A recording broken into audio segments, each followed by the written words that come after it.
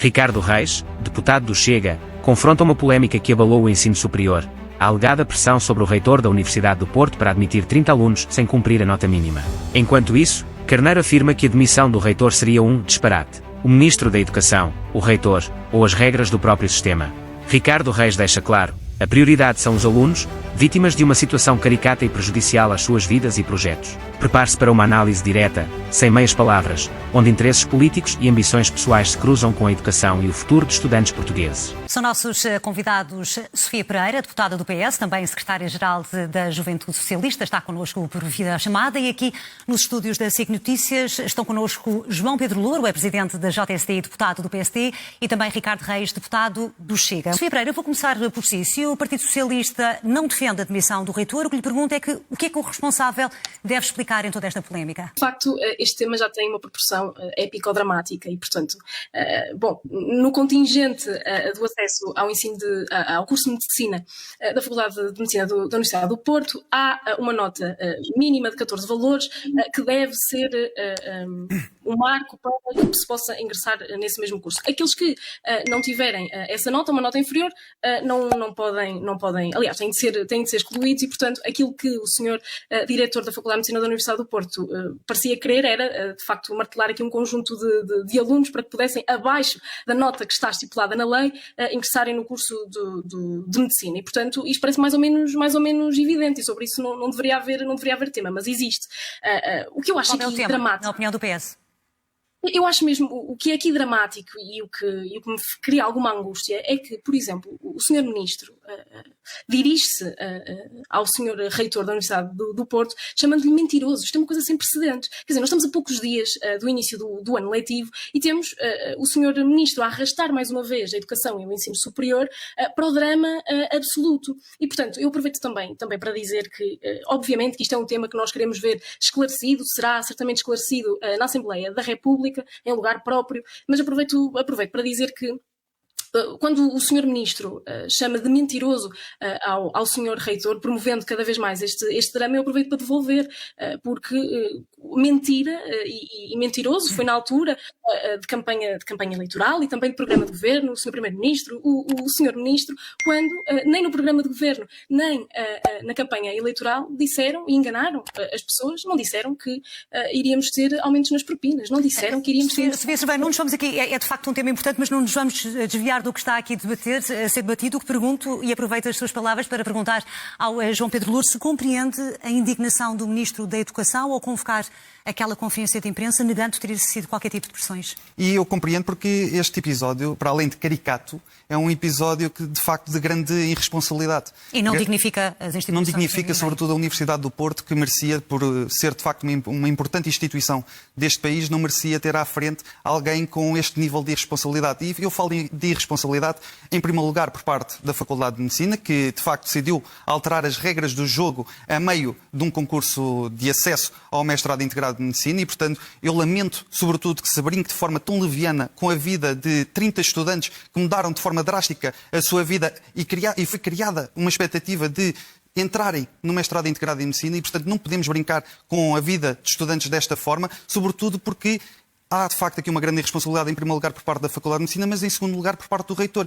E eu creio que aqui a grande explicação que nós devemos exigir é por parte do reitor. Porque o que é que acha que o reitor pretendeu ao fazer estas declarações aos expressos? Eu não sei exatamente o que é que o Sr. Reitor da Universidade do Porto pretendeu ganhar com isto. Aquilo que sei é que o Sr. Reitor, nós ficámos a saber todos nos últimos dias, que o Sr. Reitor homologou desde 2019 sempre os resultados. E este regulamento, que prevê a nota mínima de 14 valores e que, pelos vistos, houve sempre a abertura de um precedente e de um regime de exceção para serem admitidos candidatos com uma nota menor de 14 valores e, pelos vistos, o Sr. Reitor nunca teve problemas em homologar os resultados até aqui. Teve pela primeira vez este ano. E eu tenho dúvidas dos motivos que levam. Aquilo que sei é que o Sr. Reitor levantou um clima de suspeição para se livrar de um imbróglio em que a sua instituição está colocada, porque houve efetivamente uma comunicação oficial por parte da Faculdade de Medicina da Universidade do Porto a admitir 30 candidatos que não deveria ter feito, e esse é o primeiro erro, mas efetivamente houve essa comunicação e o Sr. Reitor foi colocado num imbróglio e decidiu levantar um clima de suspeição, levantar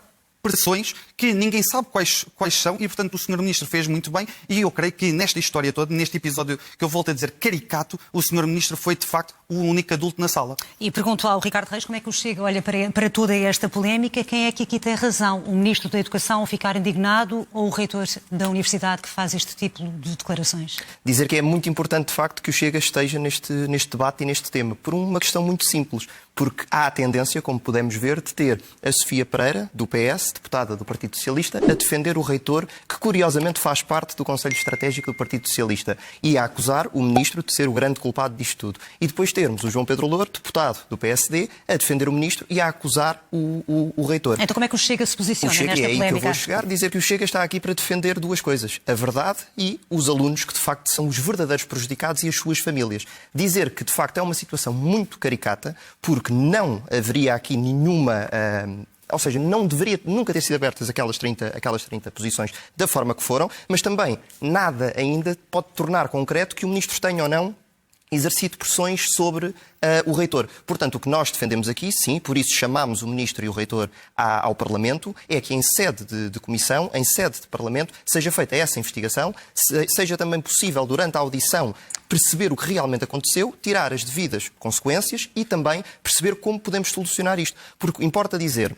Quando fala em retirar as devidas consequês, refere-se exatamente ao quê? Chego também já lá até onde é que o Chega defende isso, neste caso? Neste caso, o Presidente da Federação Académica do Porto, numa intervenção televisiva que esteve e disse muito bem que o centro aqui da questão devem ser estes alunos, porque estamos a falar de 30 alunos que estavam, como o próprio disse, não são palavras minhas, estavam já a mudar toda a sua vida, muitos deles já tinham entrado em outras opções, muitos tinham outros projetos que tinham seguido e que voltaram para trás porque acharam que podiam ter conseguido este sonho que era entrar neste mestrado integrado, e toda esta situação, inclusivamente com papel timbrado, a dizer que tinham entrado quando não tinham, acabou por criar um grande problema nas suas vidas. E o importante aqui é que nós consigamos colocar estes alunos, as suas famílias, que são os verdadeiros prejudicados, em primeiro lugar, que é algo que não está a ser feito com quesílias constantes entre um diretor da Faculdade de Medicina que ambiciona ser reitor da Universidade do Porto, um reitor da Universidade do Porto que não quer que o diretor de Medicina, aparentemente, seja o seu sucessor, e depois termos um Ministro da Educação, que também não temos a certeza o quanto terá interferido ou não. Não sei se terá ou não, também obviamente não tenho. Daí a necessidade de apurarmos esse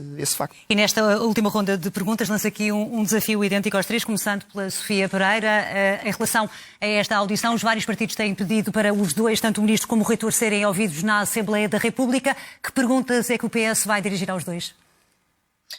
O Partido Socialista quer mesmo ver este tema esclarecido o mais breve quanto possível, mas como dizia há pouco, nós quando falamos de temas como este, que tem aqui uma epopeia e uma degladiação entre figuras da Universidade do Porto, aquilo que interessa mesmo são os estudantes, e são aqueles que, por um lado, não sabiam, ou aliás, achavam que queriam ter um percurso da sua vida porque teriam entrado no curso de Medicina e não o fizeram, e por outro lado, também tirar as devidas ilações e consequências daqueles jovens que estariam a ser prejudicados e que poderiam aceder ao curso através de via normal, porque estas 30 vacas ficariam disponíveis dessa forma. Mas, e agora, 30 segundos, que perguntas quer deixar aos dois responsáveis por esta polémica? O Sr. Ministro já admitiu que estaria disponível para criar estas 30 vagas neste contexto. Eu pergunto-me se, de facto, se a tutela não tem, a capacidade e a competência para perceber se isto estaria dentro da lei, como o próprio Sr. Ministro disse, então é de uma profunda incompetência do próprio Sr. Ministro. E gostaria também de perceber, então, se nós vivemos neste momento e com este governo num contexto de ensino superior amador e de ilusões, porque a própria tutela não sabe o que é que anda a fazer. João Pedro Louro, quais são as questões que devem ser aqui esclarecidas? Eu acho que é importante o país saber porque é que o Sr. Reitor da Universidade do Porto homologou todos os resultados deste concurso desde 2019 e, desta vez, no ano 2025, entendeu que não o deveria fazer. Quais são os problemas que o Sr. Reitor tem, afinal, com o Sr. Diretor da Faculdade de Medicina da Universidade do Porto? Se é porque não o apoia para as eleições para reitor, se é porque não é da sua cor política, e também porque o Sr. Reitor levanta este clima de suspeição, estas expressões alegadamente externas que fazem ao Sr. Reitor, mas não especifica porque, ao contrário do Sr. Ministro, que foi claro e partilhou, inclusive, as chamadas que foram feitas entre o Sr. Ministro e o Sr. Reitor não foi transparente e isso é inadmissível e de facto, lamentável. coloca aqui uma suspeição de falta de transparência no acesso ao ensino superior que de facto não é nada benéfica. A falta de transparência é por parte do Sr. Reitor. Ricardo Reis, que perguntas é que o Chega quer fazer em relação a toda esta polémica? O que é que precisa de facto de ser respondido? E peço-lhe 30 segundos também. 30 segundos, muito rapidamente, dizer que o que precisa de ser respondido é perceber, acima de tudo, o que é que vai acontecer a estes 30 alunos. Isto tem que ser a prioridade de todos. Tem que ser o aluno no centro daquilo que seja a questão e a audição destas duas pessoas.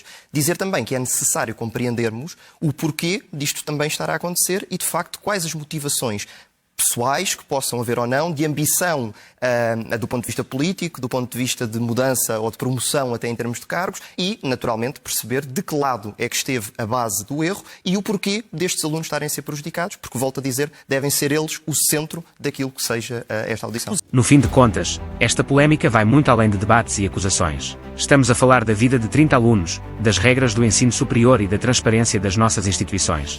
De um lado, justificativas, pressões e falta de clareza. Do outro, a exigência de responsabilidade e respeito pelos estudantes. Agora a pergunta é sua. Quem tem razão nesta história? Quem deve ser responsabilizado e quem falhou com a educação em Portugal? Deixe o seu comentário, partilhe este vídeo e faça ouvir a sua voz, porque a sua opinião é a verdadeira força para mudar este país.